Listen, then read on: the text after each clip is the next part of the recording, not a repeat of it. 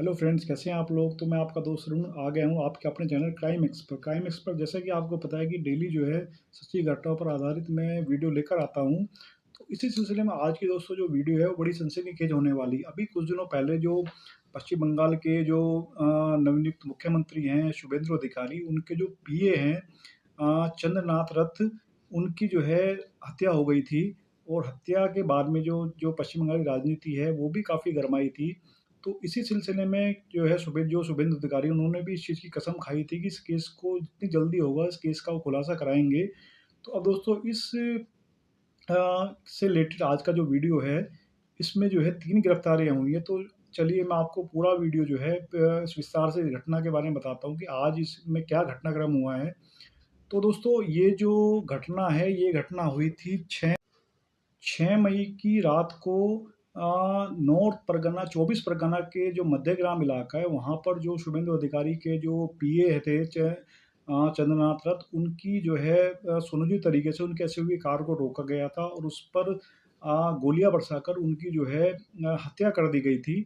और जो ये घटना थी इसको काफ़ी सुनियोजित तरीके से अंजाम दिया गया था। शुरुआती जाँच में जो बातें सामने आई हैं, शुरुआत में पुलिस को इस बारे में बहुत ज़्यादा सबूत नहीं हाथ लगे थे। लेकिन धीरे-धीरे जैसे जाँच आगे बढ़ रही थी, पुलिस भी जो है गहनता से, क्योंकि इस केस में काफ़ी पॉलिटिकल प्रेशर भी था। तो अब इसकी जो धीरे-धीरे जब मामला आगे इसकी पूछताछ चल रही थी, तो संदिग्धों से पूछताछ हुई, तो धीरे-धीरे जो ये मामला है अब खुलने लगा है। और पुलिस को जो पता चला है कि इसकी जो ये हत्या है, इस हत्या की साजिश को काफ़ी दिन पहले जो है ये इसकी साजिश रची गई थी, जिसको कि 6 तारीख को अंजाम दिया गया। और इस जो घटना में जो है 3 लोगों की गिरफ्तारी हुई है। इसमें 2 लोग गिरफ्तारी बिहार से और 1 की गिरफ्तारी जो है वो उत्तर प्रदेश से हुई है। तो इसमें जो सबसे बड़ा जो सोचने वाला विषय है, वो विषय ये है कि जो ये तीनों आरोपी पकड़े गए हैं, ये एक अपनी छोटी-सी गलती से तीनों आरोपी जो हैं, ये पुलिस की पकड़ में आए हैं। और जो पुलिस को जो सबसे अहम सबूत मिला, एक छोटा-सा यूपीआई पेमेंट जो है, जिसे पुलिस जो है इन हत्यारों तक पहुँच पाई। हत्या के बाद आरोपी जब घटनास्थल से भाग रहे थे, तो वहाँ पर बीच में एक बाली टोल प्लाज़ा एक पड़ता है। बाली टोल प्लाज़ा पे जब ये लोग की गाड़ी निकल रही थी, वहाँ पे इन्होंने जो पेमेंट करी, यूपीआई से पेमेंट करी, तो यूपीआई पेमेंट का जो ट्रांज़ैक्शन है, वही पुलिस के लिए इसमें सबसे अहम जो सबूत है, वो सबूत एक तरीके से बन गया।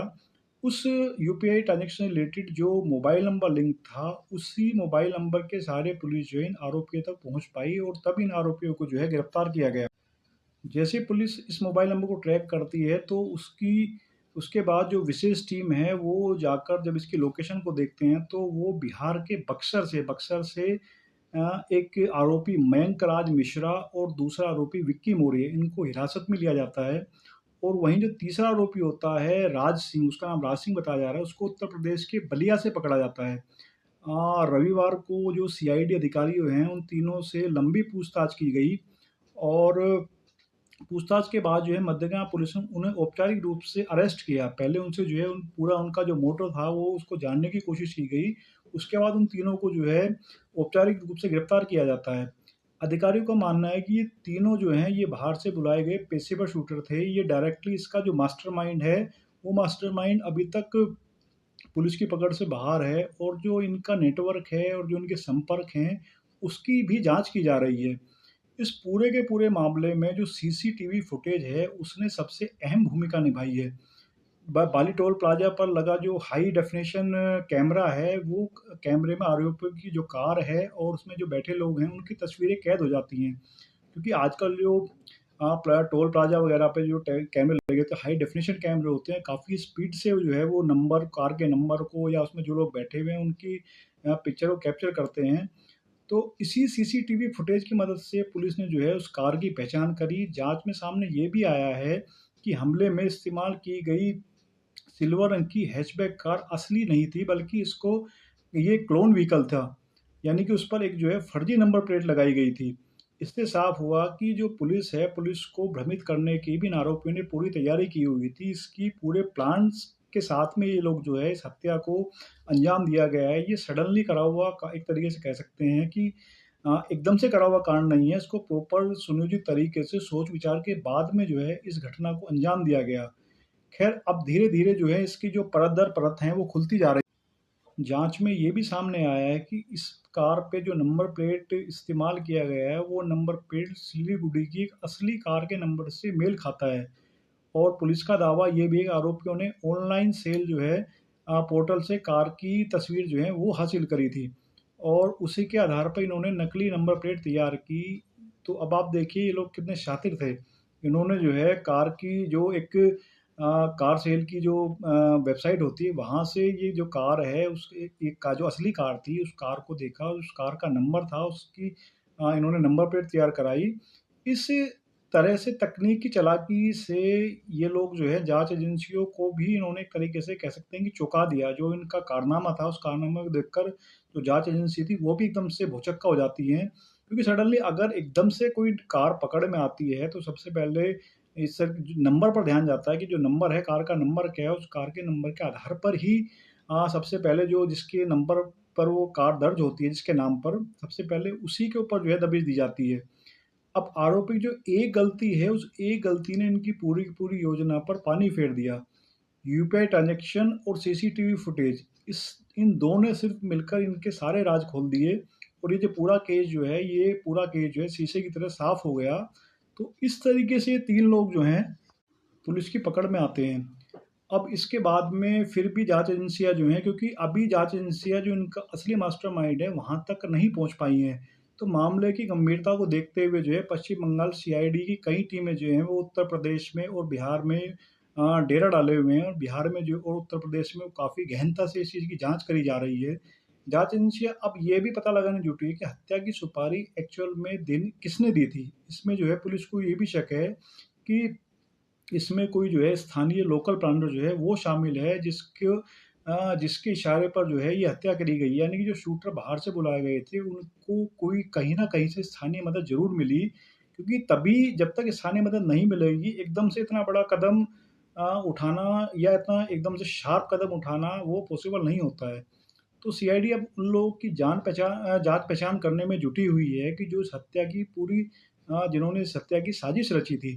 तो अच्छा, पुलिस अधिकारियों का ये भी कहना है कि हत्या के पीछे का जो मकसद है, वो अभी पूरी तरह साफ़ नहीं हो पाया कि ये हत्या कोई पॉलिटिकल मकसद से की गई है या कोई किसी और दूसरा एंगल है। तो पुलिस जो है वो कई एंगल इसकी जाँच कर रही है कि कहीं कोई इसमें कोई कारोबारी विवाद ना हो या कोई आपस की रंजिश तो नहीं है या कह सकते हैं पॉलिटिकल जब इलेक्शन था, कोई पॉलिटिकल प्रेशर या कोई आपस की ऐसी कोई मतलब भाई कुछ भी इस चीज़ में हो सकता है कि तो पुलिस इस केस की जो जाँच है वो हर एक एंगल से करने की कोशिश कर रही है ताकि इस मामले का जो असली गुनाहगार है वो सामने आ सके। अच्छा, पुलिस अधिकारियों का मानना है गिरफ्तार जो आरोपी हैं उनसे पूछताछ में और भी कई बड़े खुलासे हो सकते हैं और इस हाई प्रोफ़ाइल मर्डर की जो राज्य की कानून व्यवस्था है, उस पर भी इसने काफ़ी सवाल खड़े किए कि जब एक कह सकते हैं कि एक संभावित सीएम का जो पीए है, जब उसकी इस तरीके से दिन-दहाड़े हत्या हो सकती है, तो बाकी लोग किस तरीके सुरक्षित हैं? तो जो राज्य की जो कानून व्यवस्था है, उसको लेकर भी इस पर काफ़ी सवाल खड़े हुए और काफ़ी इस चीज़ पर विवाद हुआ। खैर पुलिस की मुस्तैदी से अब ये 3 लोग जो पकड़े गए हैं तो इन 3 लोगों के पकड़े जाने से इस केस की जो परतें हैं वो परत दर परत खुलती जा रही हैं और इसमें जो आगे हो सकता है संभावित और भी गिरफ्तारियाँ हों जिससे कि अच्छा, जाँच एजेंसी के मुताबिक इस रिपोर्ट में एक और भी खुलासा हुआ है, इस केस में एक और चौंकाने वाला खुलासा ये भी हुआ है कि इसमें जो हथियार का जो प्रयोग हुआ है, जो इसमें हथियार यूज़ करा गया है, वो हथियार ऑस्ट्रिया में बनी ग्लाक 47X पिस्टल का इस्तेमाल किया गया था। तो ये जो हथियार है बेहद आधुनिक और खतरनाक हथियार माना जाता है और ये इतनी आसानी से अवेलेबल होने वाला हथियार नहीं है। इस हथियार का इस्तेमाल जो है राज्य और केंद्रीय खुफिया एजेंसी की चिंता बढ़ा दी है कि जो इस तरीके का हथियार है, इस तरीके के जो हथियार हैं वो इन शूटर्स के हाथ में इतनी आसानी से किस तरीके से आ जाते हैं और किस तरीके से जो है वो बेखौफ होकर हथियारों का प्रयोग कर रहे हैं। क्योंकि आम तौर पर एजेंसियों को ये पता है कि जो इस तरह के हथियार हैं और जो संगठित और पेशेवर गिरोह होते हैं, वो इस तरह के हथियारों का प्रयोग करते हैं।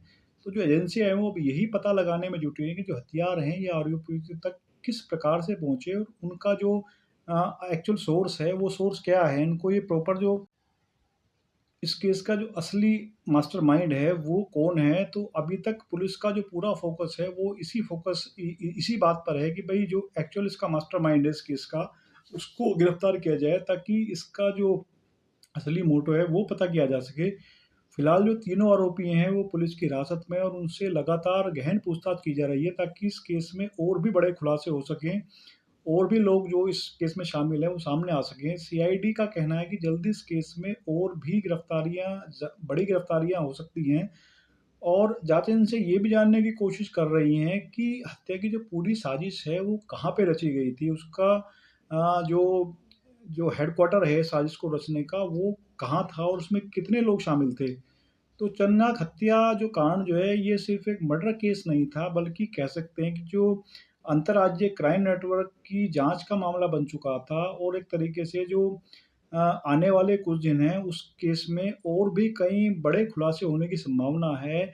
और तो क्योंकि एक हाई प्रोफाइल मामला है, इसको जो पुलिस व्यवस्था है वहाँ बंगाल की, वो इतनी आसानी से इस केस को पूरी तरह, और चूँकि जो चंद्रनाथ झा थे वो सीएम के काफ़ी करीबी और उनके पीए थे, तो इस मामले में जो बंगाल के सीएम हैं शुभेंदु अधिकारी, उनका पर्सनल इंटरेस्ट है, वो इस केस को पर्सनल तरीके से उन्होंने कसम खाई थी कि वो इस केस को पूरी तरह खुलवा कर रहेंगे कि इस केस में जो असल में जिसने इस हत्याकांड को अंजाम दिया है उसको प्रॉपर सामने लाकर रहेंगे।